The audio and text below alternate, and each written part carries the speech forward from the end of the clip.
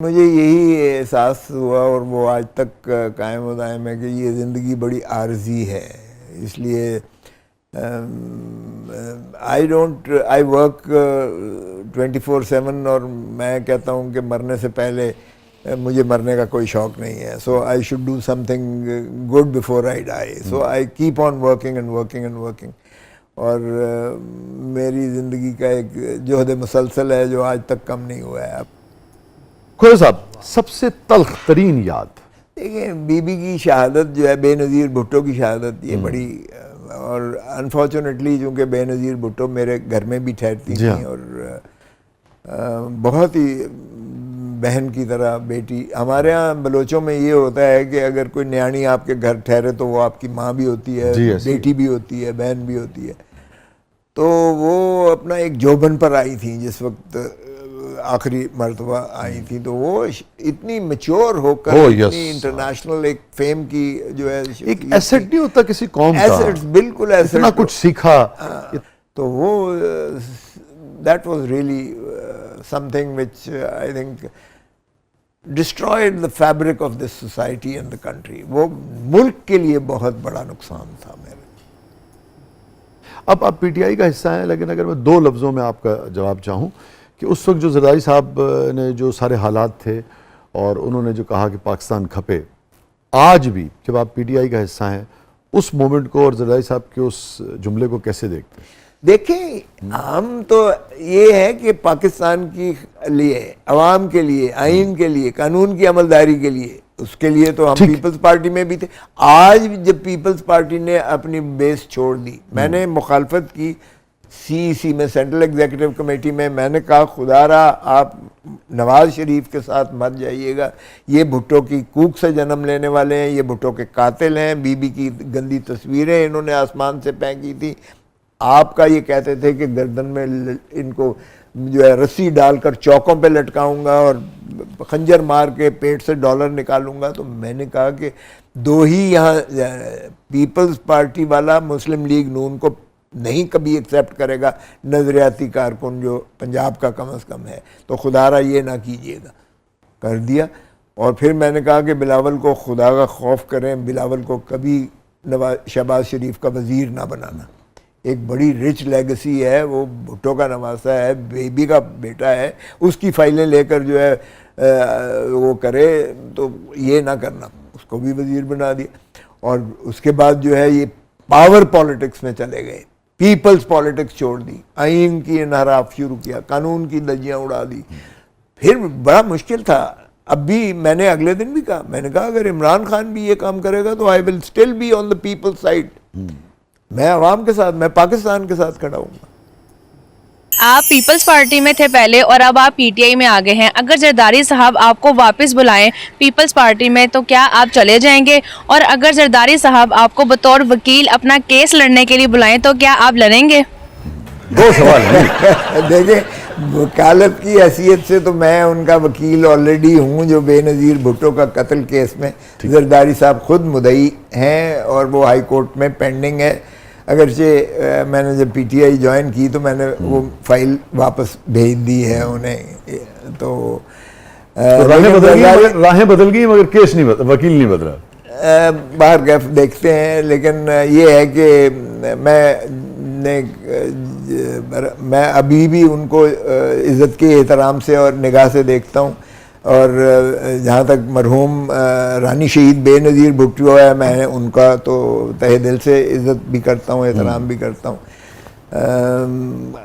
ابھی دیکھتے ہیں. اگر مجھے نہیں پتا، کیونکہ راہیں جب جدا ہوئیں تو بیسیکلی انہوں نے مجھے جو ہے وہ جدا کی راہیں. میں نے ضرور یہ تنقید پارٹی کے اندر کی تھی کہ آپ کو مسلم لیگ نون کے ساتھ جوائن نہیں کرنا چاہیے. اور میں نے یہ بھی کہا تھا کہ آئین پر خدا را عمل کیجیے گا. یہ پاور پالیٹکس کی بجائے پیپلز پالیٹکس کریں، جو بھٹو صاحب پیپلز پالیٹکس کرتے تھے. جم غفیر تھا اور انہی کے ووٹوں کی طاقت سے. رانی شہید بے نظیر بھی پیپلز پالیٹکس کرتی تھیں، لڑو گے لڑیں گے، مرو گے مریں گے عوام کا. اور جب بے نظیر پاکستان آئی تھیں تو ایئرپورٹ سے لے کے داتا دربار تک ان کا ساری سر سے جو ریسیپشن پر آئے تھے، تو وہ پیپلز پالیٹکس کرتے تھے. جب پیپلز پالیٹکس پارٹی نے چھوڑ کر پاور پالیٹکس میں کر گئے، چلے گئے، پاور پالیٹکس میں آپ لوگوں کو جو ہے، عوام کو جو ہے وہ بالکل نظر انداز کر دیتے ہو، پھر پاور کوریڈورز کے ذریعے آپ ان کی کندھوں پر سوار ہو کر بیساکھیوں سے پاور میں آتے ہو، طاقت میں آتے ہو، ریاست پہ زرداری صاحب اگر کبھی یہ فون کریں کہ ہاں میں ہوں یہ ساری گلاں تے عمل کرن دا فیصلہ کر لیا ہے، تو پھر دیکھیں ابھی تو میں نہیں کہہ سکتا، کیونکہ میں ایم این اے ہوں تو یہ امانت ہے، یہ عمران خان کی امانت ہے، تو میں نے کبھی زندگی میں امانت میں خیانت نہیں کی ہے، اس لیے اب واپسی کا کوئی سوال نہیں. اب دیر ہو چکی. سردار صاحب یہ فرمائیے آپ کی زندگی کا سب سے ہیپیسٹ مومنٹ؟ وہ تمہیں دیکھ کر جو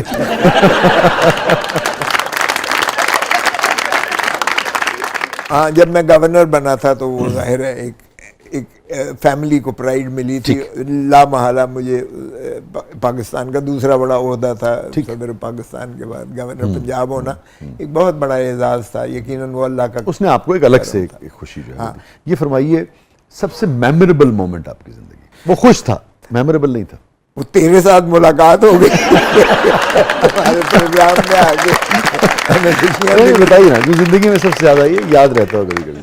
آئی تھنک یہ جو آپ کے جو اسپیشل مومنٹس ہوتے ہیں، I think you should devote those moments for your family کو جو ہے وہ جب آپ فیملی کا گیٹ ٹوگیدر کرتے ہیں تو میرے خیال میں یہ جو قیمتی لمحات ہیں آپ کی زندگی کے، آپ کو اپنے فیملی کو دینے چاہیے. آپ ایسے رومانٹک ہیں؟ رومانٹک کون نہیں ہوتا ہے مجھے بتاؤ، کون رومانٹک نہیں ہے؟ واہ، ہونا چاہیے، کیوں نہیں ہونا چاہیے. کبھی آپ نے بیگم صاحبہ کو ہوتا نا کبھی اب عمر کے اس حصے میں کبھی آدمی ان کے لیے کچھ گنگنا دیتا ہے. دیکھو عمر کا مجھے تانا نہ دینا، گنگنانا تو بالکل ہوتا ہی ہے. باتھ روم سنگنگ کون نہیں کرتا ہے؟ کیا آپ نے آخری مرتبہ بیگم صاحبہ کے لیے کیا گنگنایا؟ کیا بات ہے، کیا بات ہے. ابھی آج کل پھول بہت آ رہے ہیں. واہ. گلوں میں رنگ بھرے باد نو بہار چلے، گلوں میں رنگ بھرے باد نو بہار چلے، چلے بھی آؤ کہ گلشن کا کاروبار چلے. بہت بہت شکریہ خیر صاحب، بہت بہت شکریہ. آپ تشریف لائے، آپ نے وقت نکالا اور بڑے دل سے، اور آپ نے بہت ساری پرسنل باتیں بھی آپ نے شیئر کی. تھینک یو سو مچ خیر صاحب. Thank you. آپ کو بہت شکریہ. آپ نے ایسی چیزیں جو ہیں ان کی طرف ایک قسم کی توجہ بھی دلائی، اور میں سمجھتا ہوں کہ اس میں بہت زیادہ سوسائٹی کی ڈیبیٹ کی ضرورت ہے اور اس پہ توجہ کی ضرورت ہے. اگر آپ نے سوشل فیبرک کو ہی ٹھیک نہ کیا تو باقی ساری چیزیں جو ہیں وہ سیاست اسی کے اوپر ہوگی نا. تھینک یو سو مچ خیر صاحب. اور ناظرین بنیادی بات یہ ہے کہ خیر صاحب ایک سیاسی شخصیت ہیں اور بہت ہی متحرک سیاسی شخصیت ہیں، ووکل سیاسی شخصیت ہیں. ایسی جو شخصیات ہوتی ہیں پورے معاشرے میں ان میں بہت سارے لوگ ان کے حامی ہوتے ہیں، ان کو پسند کرتے ہیں. بہت سارے لوگوں کو اختلاف بھی ہوتا ہے، مگر یہ جو اوپننس ہے، یہ جو دل سے بات کرنا ہے، یہ جو تصنع سے پاک شخصیت ہے، میرے خیال میں اس کی جتنی بھی تعریف کی جائے وہ کم ہے. آپ کو ان کی سیاسی جو نظریات ہیں اس سے اختلاف ہو سکتا ہے، کسی کو بھی ہو سکتا ہے، مگر کھوسا صاحب جیسے لوگوں کا دم جو ہے میں سمجھتا ہوں کہ غنیمت ہے، جو کہ آرٹ سے، کلچر سے اور کھلی ڈیبیٹ سے، سوال سے محبت کرتے ہیں، سوال سے گھبراتے نہیں ہیں اور خوش دلی سے مسکراتے ہوئے سوال کا جواب دیتے ہیں.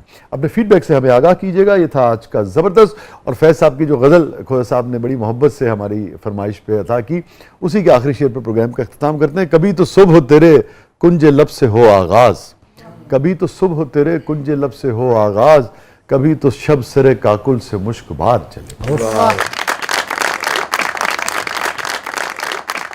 آگے بھی ہے جو کوئے یار سے نکلے تو سوئے دار چلے. مقام فیض کوئی راہ میں جچا ہی نہیں جو کوئے یار سے نکلے تو سوئے دار چلے. ہماری یہ دعا ہے کہ ہم سب کے سب جو ہیں اس کوئے یار کو اتنا حسین بنا دیں, اتنا ڈیموکریٹک بنا دیں کہ سوئے دار کی ضرورت ہی نہ رہے. اجازت دیجیے, اللہ حافظ.